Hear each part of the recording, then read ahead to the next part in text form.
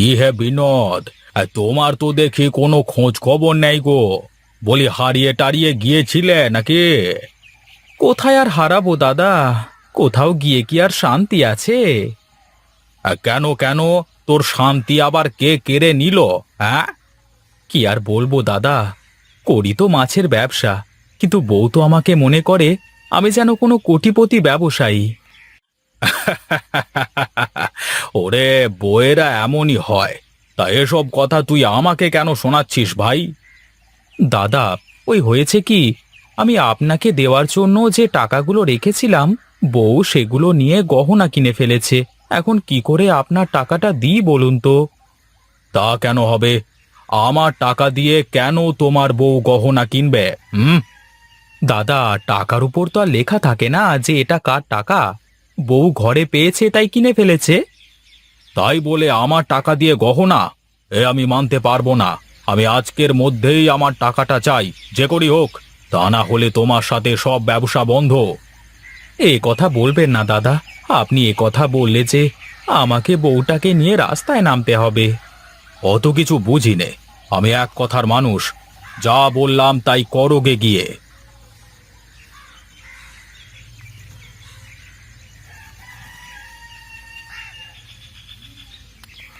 আরে, ওটা বিনোদ দা না? এই দেখি তো। আরে তাই তো, এটা তো আমাদের বিনোদ দা। ও বিনোদ দা, আরে ও বিনোদ দা। কি রে জগাই, তুই? হ্যাঁ গো হ্যাঁ, আমি। তা তুমি এই ভর দুপুরে এখানে বসে কি করো? হ্যাঁ, তা ঘুম পেলে বাড়িতে গিয়েও তো ঘুমাতে পারো নাকি? বাড়িতে গেলে কি আর আরামে ঘুমাতে পারবো রে? তার চেয়ে এখানেই ভালো আছি। তা তুই যাচ্ছিস কোথায় শুনি? আমার আর কি কাজ, যাই এদিকে একটু কোথাও ঘুরে আসি। আরে যাবি যাবি, একটু বস দেখি। দুই ভাই মিলে একটু গল্প করি। ঘুম তো ভেঙেই গেল।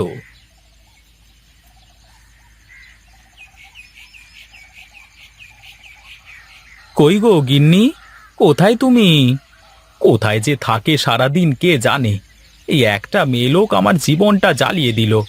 যাই দেখি, ঘরে গিয়ে একটু ঘুম দেওয়ার চেষ্টা করি তাহলে।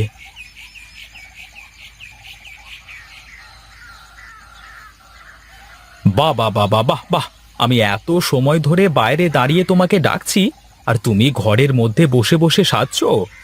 কি আর করব, দেখলাম তুমি ডেকে ডেকে যখন না পাবা তখন তো ঘরেই আসবা, তাই চুপচাপ আমার কাজ করছিলাম। দেখো তো আমাকে কেমন লাগছে। খুব সুন্দর, খুব সুন্দর লাগছে গিন্নি তোমাকে। কিন্তু আমাকে বলো তো, এত সাজুগুজু করে তুমি এখন কোথায় যাবে? ও মা, কোথাও গেলেই যে সাজতে হয়, না গেলে যে সাজতে নেই, এ কথা তোমাকে কে বলেছে শুনি?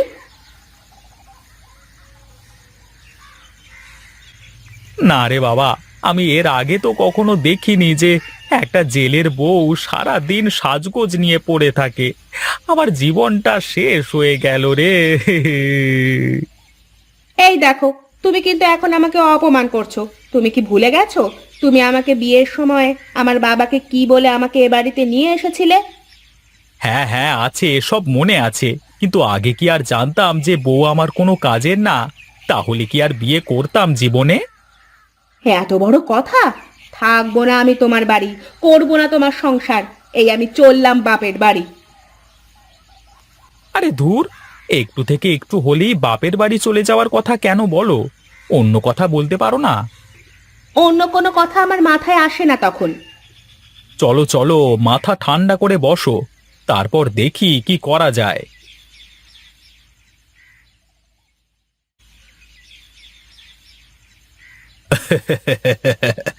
দেখ দেখ রামু, দেখ চিংড়িগুলো কেমন তাড়াতাড়ি বড় হচ্ছে। তাই তো দেখছি বাবু, কিন্তু আমার কি মনে হয় জানেন? তোর আবার কি মনে হয়?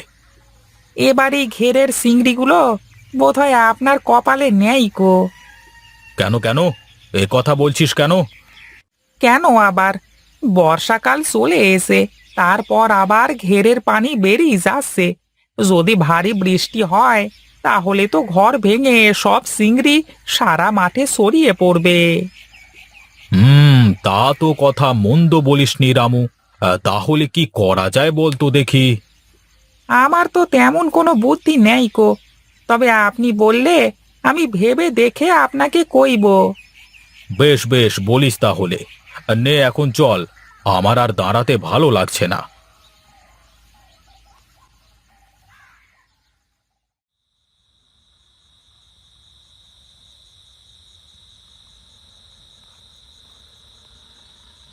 কি গো, তুমি এমন চুপচাপ হয়ে আছো কেন?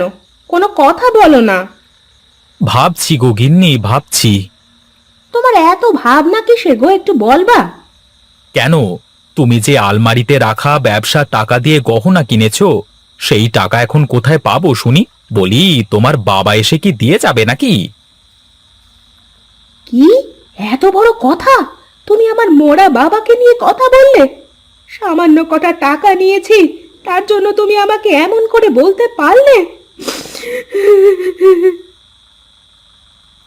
আহা, কেঁদো না তো। এখন আমাকে একটা বুদ্ধি দাও দেখি। কাল তো হারান্দাকে তার মাছের সব টাকা ফেরত দিতে হবে। এখন আমার কাছে কোনো টাকা পয়সা কিছুই নেই। আমার না মাথায় একটা বুদ্ধি আছে। কি বুদ্ধি? বলো তো দেখি, আগে শুনি।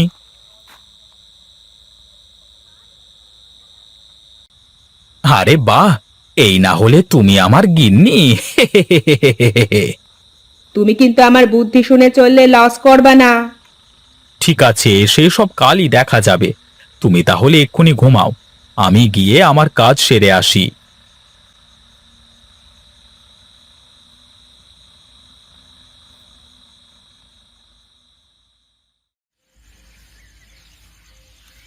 একই রে রামু, একই দেখছি আমি। আমার যে সারে সর্বনাশ হয়ে গেল রে। বাবু, গরিবের কথা বাসি হলেও মিষ্টি লাগে। আমি তো কালই আপনাকে বলেছিলাম। কালই তো বললি, কিন্তু এসব করতে তো সময় লাগে নাকি? এখন দেখ দেখ, হারামজাদা বিনোদ ওর জমিতে কেমন জাল দিয়ে ঘিরেছে। হায় হায় রে, আমার ঘেরের সব চিংড়ি এখন বিনোদের জমিতে। সে কি দাদা, আপনার মুখখানে এমন মলিন হয়ে আছে কেন? কি হয়েছে? কি হয়েছে? বলি, চালাকি করবার আর জায়গা পাও না, তাই না? দেখেছেন দাদা, আপনার সামনে কেমন আমাকে কথা শোনাচ্ছে। কথা শোনাবে না তো কি করবে শুনি? তুই চালাকি করে আমার ঘেরের সব চিংড়ি তোর জমিতে আটকে রেখেছিস। কি যে বলেন! কি হলো?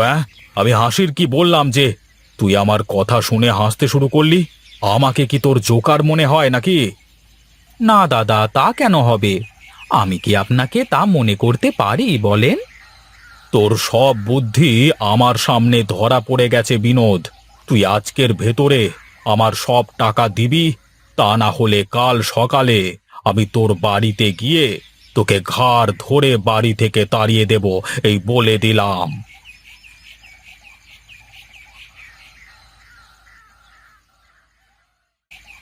কি গো, হারান বাবু কিছু বললো?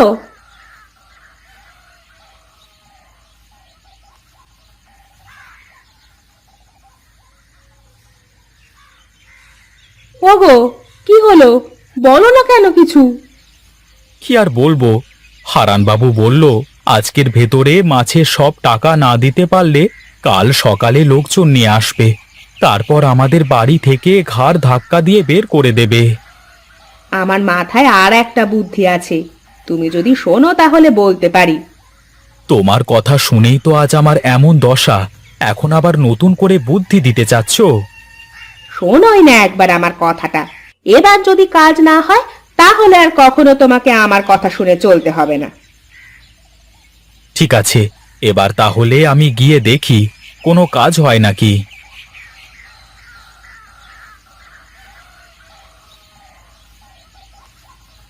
ঠিক আছে, তবে এটাই তোর শেষ কথা। কি বলবি বলে ফেল। আপনি তো আমার পুরো কথা না শুনে চলে আসলেন।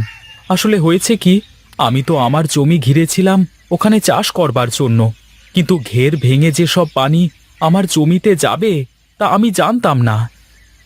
এই মোদ্দা কথাটা কি বলতে চাস, খুলে বলতো দেখি। আসলে দাদা, ঘেরের চিংড়ি তো আমার না, ওগুলো আপনারই। তাই যদি আপনি বলতেন, আমি আমার জমি থেকে সব চিংড়ি ধরে বিক্রি করে আপনাকে দিয়ে দিতাম।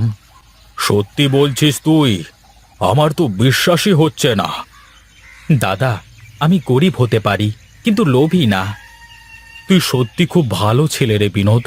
আমি না বুঝে তোকে বকেছি। এখন থেকে তুই আমার সাথে এক হয়ে ব্যবসা করবি। আর হ্যাঁ, এখন থেকে তোর জমি আমার ঘেরের সাথে জুড়ে বড় করে ঘের বানাবো। ঠিক আছে দাদা, এত বড় ঘেরে যদি আমরা চিংড়ি চাষ করতে পারি তাহলে তো লাভ আর লাভ শুধু।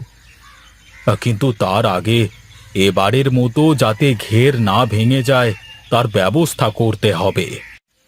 আপনি কিছুই চিন্তা করবেন না দাদা, আমি সব ব্যবস্থা করে ফেলবো। এখন তাহলে আমি যাই।